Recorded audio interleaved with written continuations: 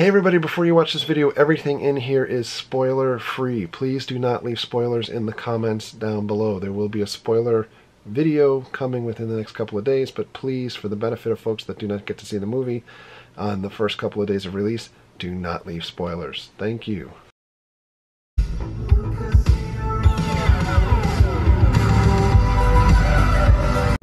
Hello. Hey everybody, happy Rogue One Thursday! I've got Jesse, we're meeting Mary, we're meeting Campbell, we're meeting the Orlando system guys. We're gonna go to the 7 p.m. showing, Dolby Sound at AMC to check out Rogue One. Very, very excited to see this. So many open questions, so many things we've been waiting for. I haven't seen a single spoiler on this so far, other than to know this is happening in between Revenge of the Sith and A New Hope. We do know that within the same space as well, about 4 years difference, that Star Wars Rebels is taking place, and we did see that at least in one of the still pictures that was released within promo materials that the ghost ship was located somewhere in one of the shots. Could they have Rebels crossovers? Could some of the characters from the original trilogy be here? I'm open for anything. I'm really excited to see what's going to happen. Plus, the biggest thing that we've been waiting for at least like the last 6 months more. What? Bistan! You've been doing that, I haven't. Bistan! Hashtag Bistan1. Hashtag no one cared. By the way, we've got a little get up. I'm not very big on cosplay, as you guys know, because nobody wants to see like the fat stormtrooper. But perhaps people want to see the fat stormtrooper that is retired or on vacation in Florida, because we have stormtroopers that wade through water to fight the rebels in this movie. No. Let's do it. By the way, this is costume policy, so I cannot wear the helmet inside of the movie theater. We're here in front of the movie theater. We've got Walter. We have Jesse. We don't have anybody else. This is the theater that we're going to, Dolby Theater. Star Wars sold out for our showing. Almost time to go in. Got the food. We are Orlando system. You think we're all in? What are you gonna do? Take a knee? The theater is packed and buzzing with Star Wars excitement. There's Jedis. They have Imperial popcorn buckets we must acquire. 3 for $15. It's all over. Look at the bottom of the movie screen. It's legit a computer screen. Windows 95. Look at this display. This is sick. We're going to do a very quick cheap seats review in the car because the theater was absolutely crawling with people. Yes. But what did you guys think? I thought it was fantastic. What did you think, Jess? I thought it was a good movie. It's not fantastic. Answers a bunch of little questions you've had before the first one. Yeah. I think it's a good movie. I don't want to like say like I'm rationalizing things or it's bad, but it's not good. Yeah, I mean, I think it fits really well with A New Hope, so it really it dovetails really well into A New Hope. Yeah, it kind of just flows right into it. They don't need to remake movies. They didn't remake any movie. But they're adding more. So, for those still not in the know, Rogue One is a movie that is an anthology movie. Basically, we're going to get a different Star Wars movie every single year, and Bob Iger and Disney kind of foresees this happening forever. We will get Episode 8 next year, and then the following year we'll get the Han Solo solo pick, no pun intended, and then the following year we'll get Episode 9. And then you'll have another movie after that, rumored to be Boba Fett.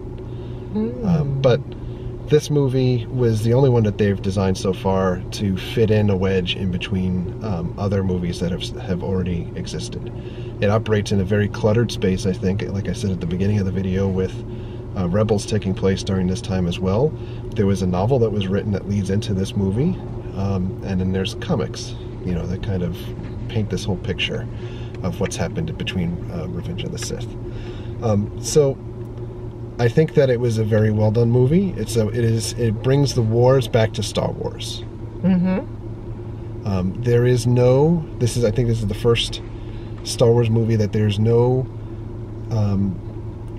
good Jedi presence within the film at all. It's not a movie centered on Jedis. No, not at all.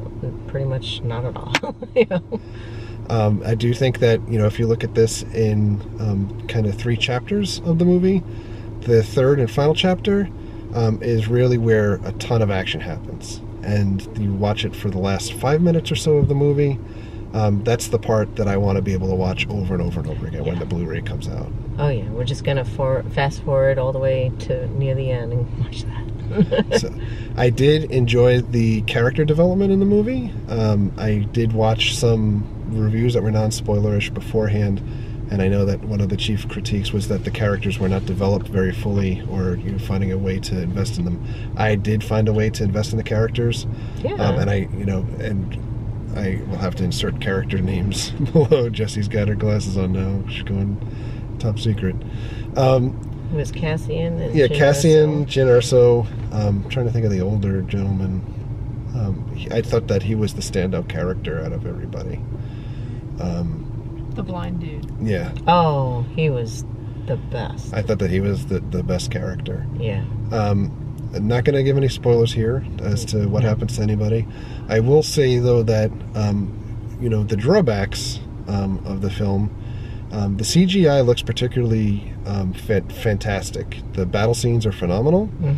There's CGI used in scenes that are outside of the battle scene that I don't think that we're there yet, technology-wise, and it involves certain characters. I just think that you know, when your 16-year-old daughter turns to you and says, "That looks fake," you know, then it looks fake. My other drawback to the movie is that, and I think we've spoke about this in prior videos, this movie was originally intended to be a very dark, gritty war movie, and Gareth Edwards is getting a ton of credit, rightfully so, for the film that he put together. However, it is also well known that this movie encountered a lot of rewrites and reshoots. I'm not saying that the rewrites and reshoots don't fit into the movie, because I think it's a very well balanced movie. Again, especially towards the end of the film, I think it is really fantastic viewing for Star Wars fans. But there are a lot of scenes that have been advertised to date in trailers and in little snippets behind the scenes, etc., that just don't exist. And if, you know, like, we talked for at least like the last year or just about, you know, about the stormtroopers in the water, and they're literally on the poster, the teaser poster that came out at Celebration Europe. The stormtroopers are never in the water, at least the white stormtroopers. The one scene that we said we were looking forward to, our spirit animal, to be in the movie, Bistan. The scene with the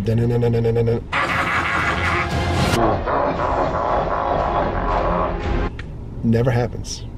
It's totally not in the movie. He's a blip. Yeah. He's a blip on the screen in the movie. I caught him. I was like, oh. So there are things, to me, that type of stuff is kind of disappointing. It doesn't matter if it's Star Wars or if it's any other film that encounters all of these kind of like rewrites, because we know that it happened during Suicide Squad. Sorry. It's unfortunate when that happens. So overall rating? 4. Overall rating from Jesse? 3? I think I'll give this movie a 3-star review at this point as well. Or maybe 3.5 stars. I'm going to watch it again tomorrow, so we'll see how it looks in IMAX 3D. I will say this also. We saw this at AMC theaters in their Dolby theater that comes with reclining seats that you push a digital button. The seats either recline like your legs up or your back. It was wonderful. But the sound is amazing. The sound totally envelops you, and it rocks the chairs. So the sound actually works in conjunction with the chair. So if there's an explosion, your chair is bouncing up and down. It added an amazing aspect to the film. I would highly recommend that.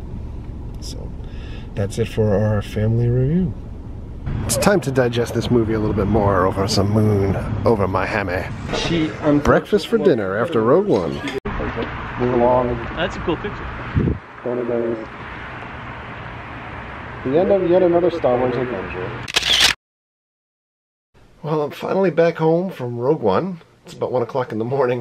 I'm going to wrap things up shortly so that I can get to edit this video, wake up super early, probably go over by Hollywood Studios and see what they've got, because I know they got some park stuff for sale, and then see Rogue One again tomorrow in IMAX 3D. I'm looking forward to that. I think at this point, after discussion with the guys from the Orlando system, kind of really feeling like maybe this is a solid 3.5 out of 5. We'll be interested to see how I like it again tomorrow, because I think there were a couple things that I missed. There was a few things that we discussed.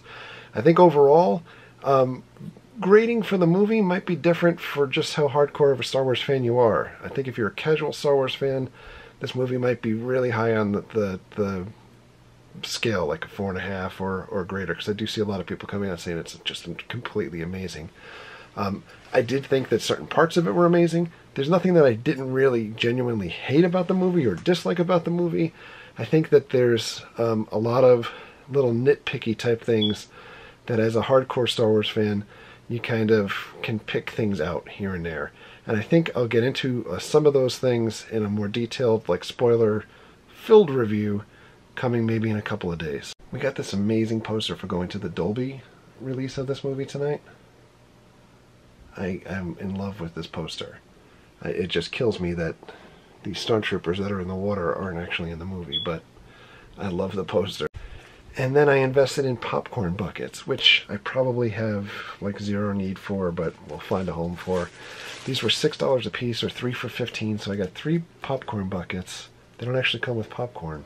One of them is kind of just like the cast of bad guys and good guys. It's got Bastan on it. Unfortunately, again, Bastan really kind of not having much of a role in the movie. Second bucket is the cast of just Rebels. I like this one a lot.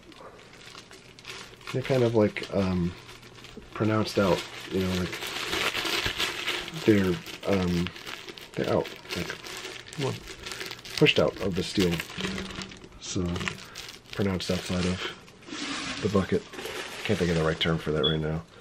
And then the last bucket, this one is really super cool. It's the bad guys on one side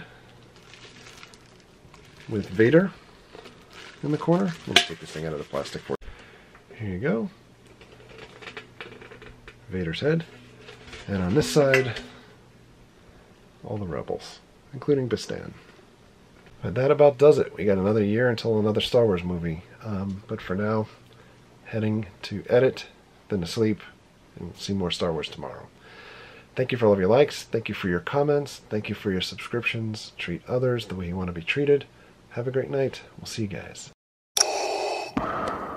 You have failed me for the last time.